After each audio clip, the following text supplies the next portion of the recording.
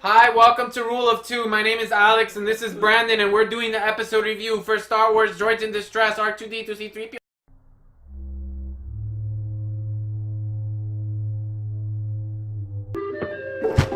Hello, my baby. Hello, my honey. Hello, my ragtime gal. Send me a kiss, my wife.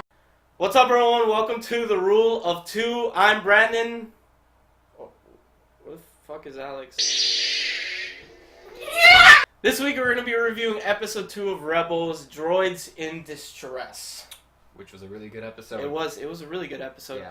So I'm going to give you guys a brief plot synopsis. So this week, the Rebels went to the planet Gorel to pick up a mysterious weapon shipment of what turns out to be disruptor rifles, which are illegal. As fuck. Like Yes. cocaine. Because they can destroy anything in their power. Like people on cocaine. Why people on cocaine? They can destroy anything. They can. Yeah, look at Scarface, bro. Motherfucker The world is snorted yours. a pound of blow, and then he's like, say hello to my little friend.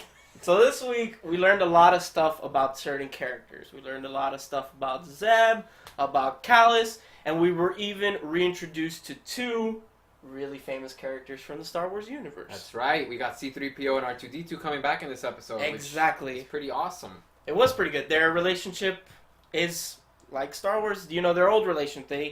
They have that quirky chemistry between Like a each married couple, like a really old, unsatisfied, other. Exactly. pretty much any married couple. Yeah, it's like C-3PO's the man, and no, sorry, C-3PO's the woman. He's a bitch. He's a gold bitch. He's definitely a gold Women are not bitches. No, but he's a bitch.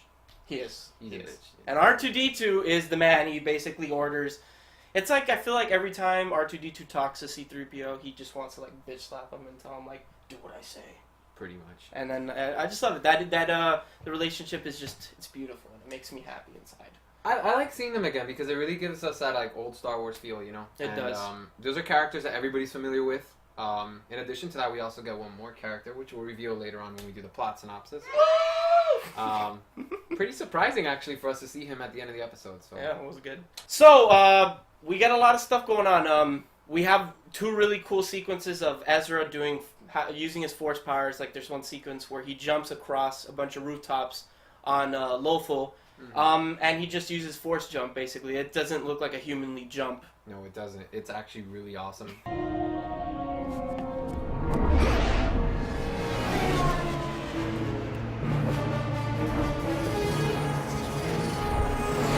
He almost gets hit by a couple speeders. Run over. Run over? Run. They don't use wheels. You want me to whip out the lightsaber again? No, I don't. I'll whip it out. Shh. Later. I whip it out. Alright, so another force power that we get to see in this episode is Force Push. At the end of the episode, Ezra gets in a big fight. Well, he becomes part of the fight. Mm-hmm. And he pretty much saves Zeb. Zeb's ass from getting killed by... He force pushes his Callus against a general dickhead against a rock, like a wall, and knocks him out, basically.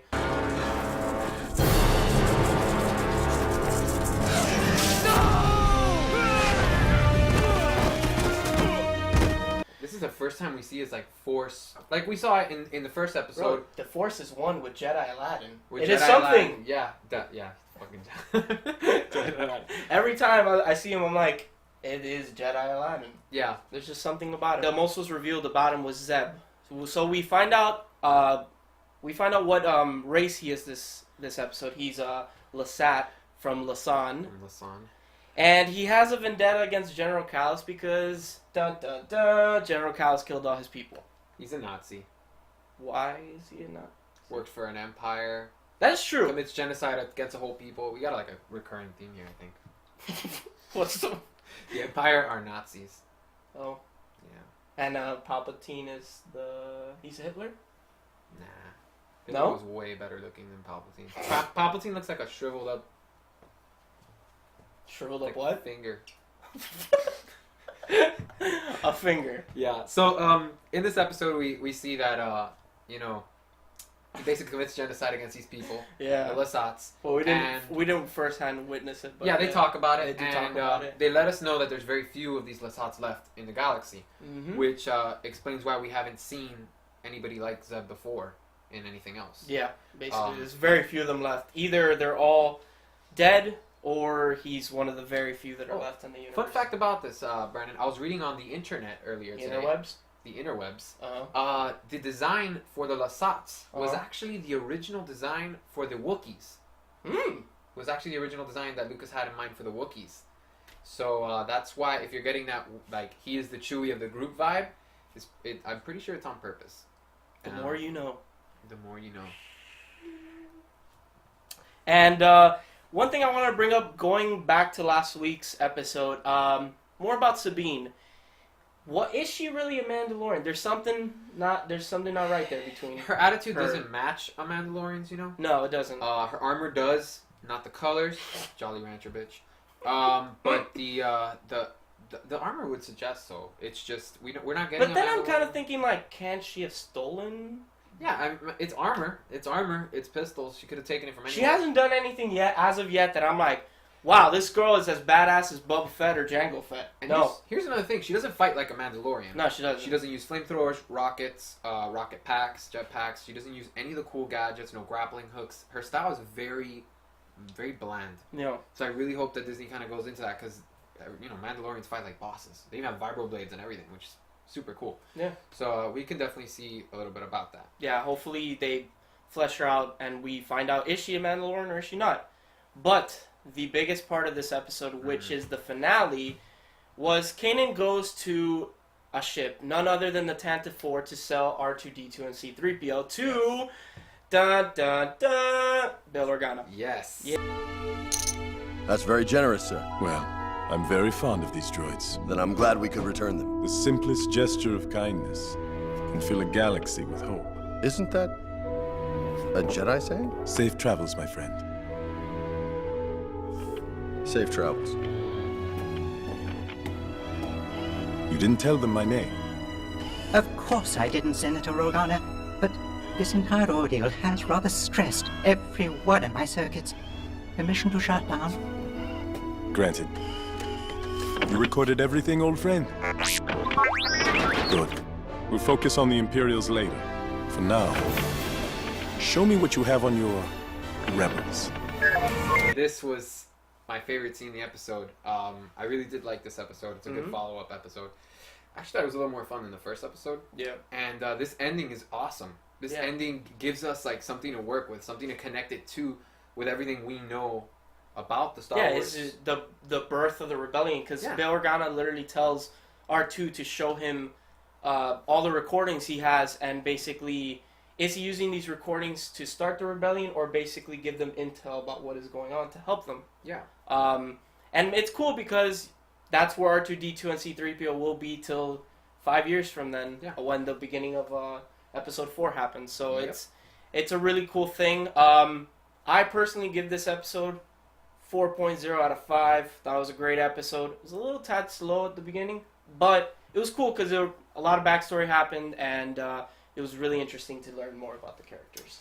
Yeah, I think I give it a 8 out of 10. Would fuck again. Definitely. Of course 8 you out would. of 10 would fuck again. It was a good episode. It gives us a nice follow-up on episode 1. I really like that Senator Bail Organa is in it. I like C-3PO and R2-D2. And here's a little fun fact I found on the web. The spaceship from the first scene of this episode is actually, I guess you could call it like an Easter egg. Or Which ship is this for the? I forgot. It's a transport. It's a transport ship in the beginning of the episode. Oh yes. And that is actually looks identical. With we're gonna cut to it now. Yeah, we're gonna show you guys the video. Deal with it. Deal with it. Business. Sorry, ma'am, but these are Imperial regulations. So that robot and the spaceship looks identical to the Star Tours ride at MGM Studios, Disney Orlando. Yeah. Well, you were telling me earlier that it is identical to the one in California, which we don't know if that is the one also in Disney World in Orlando. We're assuming it is, but we're not. Yeah, we've ridden that one and it's fun. And I saw it and I was like, oh my god, my childhood sucked. What? I've actually never been to MGM Studios, but that's for another week. But before we end this episode, for all the women out there that are watching, dun dun dun, the hair flip of the week. I don't have that kind of hair. No, you don't. it grows solid like a stone.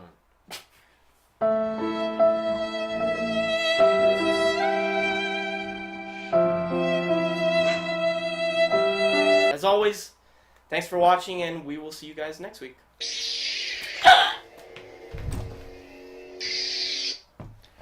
Like, comment, subscribe.